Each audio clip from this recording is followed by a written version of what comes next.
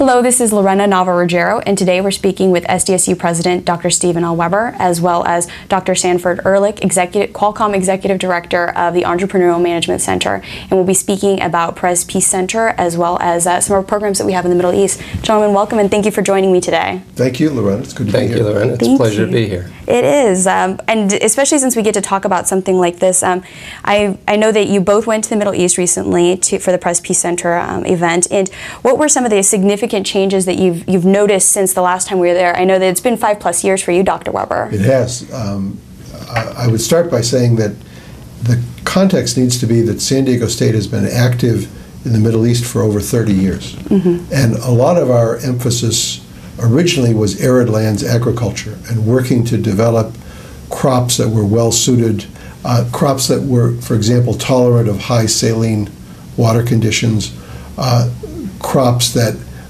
could grow with very little water, things of that sort.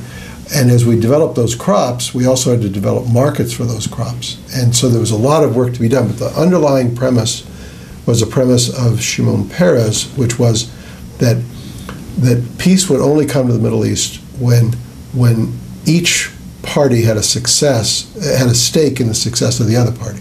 And when we could overcome some of the scarcities that plagued that region. Food was a natural, so we began to work with food. We're kind of at a couple steps further down the road now. And we'll talk a little bit about a project that we're working on at San Diego State with regard to blended olive oil that Sandy's been taking a lead in. And it's a good example of how this relationship is evolving. More and more we have people in the Middle East trying to figure out how to make their region prosperous and how to take advantage of some of the products that they have, and in effect, instead of trying to share a fixed pie, thinking about how to grow that pie. Mm-hmm. And I'm really pleased that San Diego State is in a position to help them think about how to grow the pie, and that's exactly what Sanford's been doing. Well, it's a good thing that you mentioned blended olive oil, because that was my next question.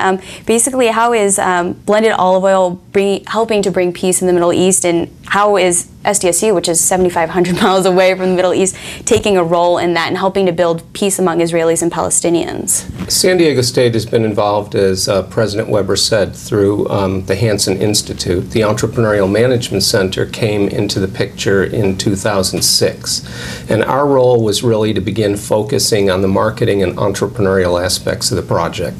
So the Perez Center for Peace spent a lot of years, as President Weber said, focusing on developing better crop products, understanding how to control pests.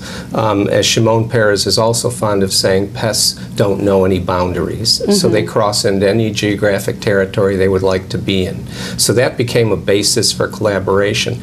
Now what we really want to do is work on the opposite side of the equation, which is once we've got a high quality crop product, how do we bring it to the market? In the case of blended olive oil, what I see it as is an artifact of a relationship that is developed between Israelis and Palestinians around developing a joint product that represents a peace effort. Because if we can develop economic partnerships between these countries, that's really, I think, a basis for collaboration and cooperation. I'm obviously biased running an entrepreneurial center, but there's a common language that business people bring to the table. That common language is not often present in political discussions. People have difficulty, but there's a common language around customers and markets and profits that, as President Weber said, produces a win-win situation. So each party benefits from that relationship. Mm-hmm. And I was going to say, one of the things that Sandy has pointed out to me is, in this case, there is an artifact. At the end of these conversations, it's easy to have well-meaning and well-intended people wish for peace.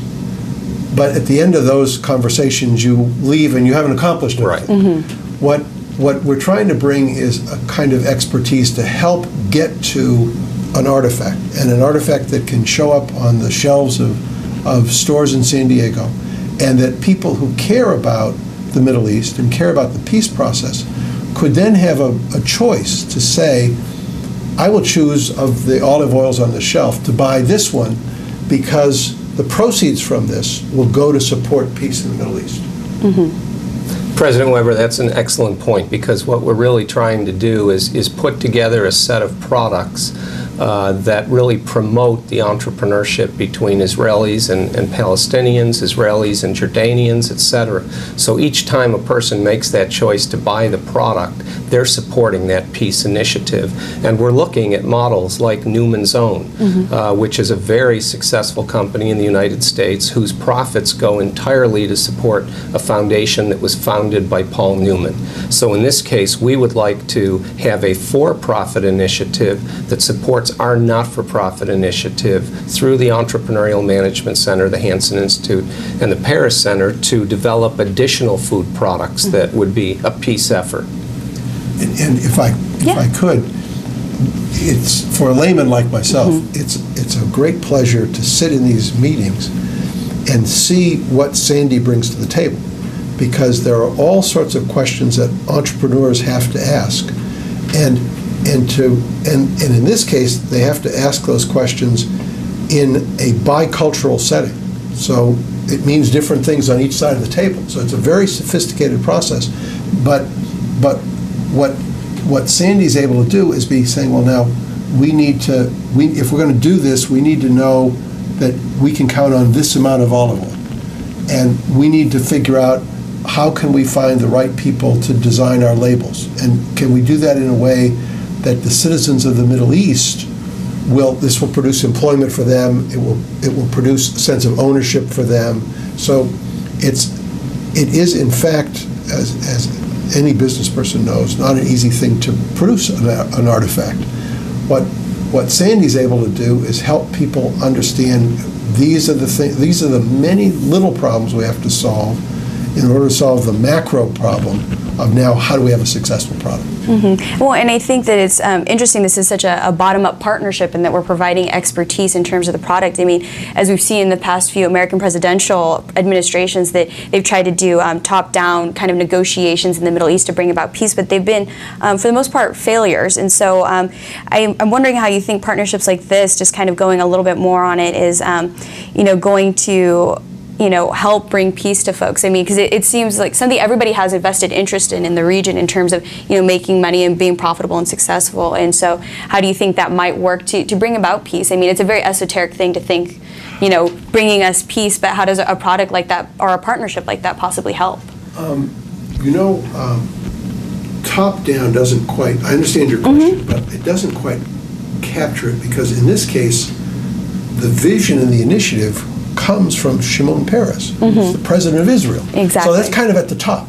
But your point is still right. It's not a governmental mandate. It's trying to get people together, and the Peres Center has been working now for a long time, and all these efforts to build communications in the arts, to build communications in business and industry, to build political linkages, to do all these things to get two populations who have extraordinary amount in common, to realize all the things they have in common, as opposed to the few things that separate them.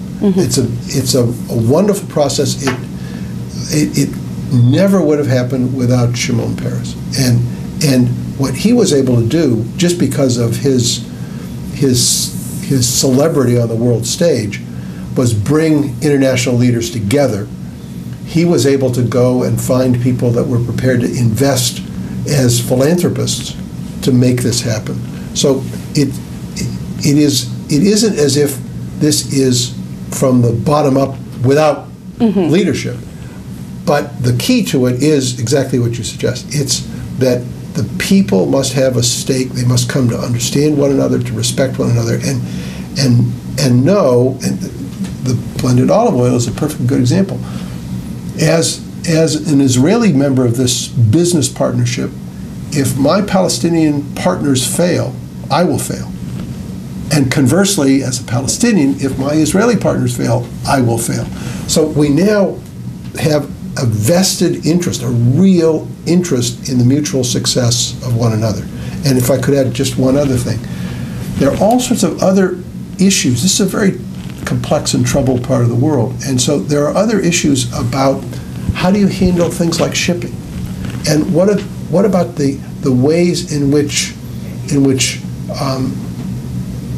Arab products are languishing on Israeli ports. And how do we fix that?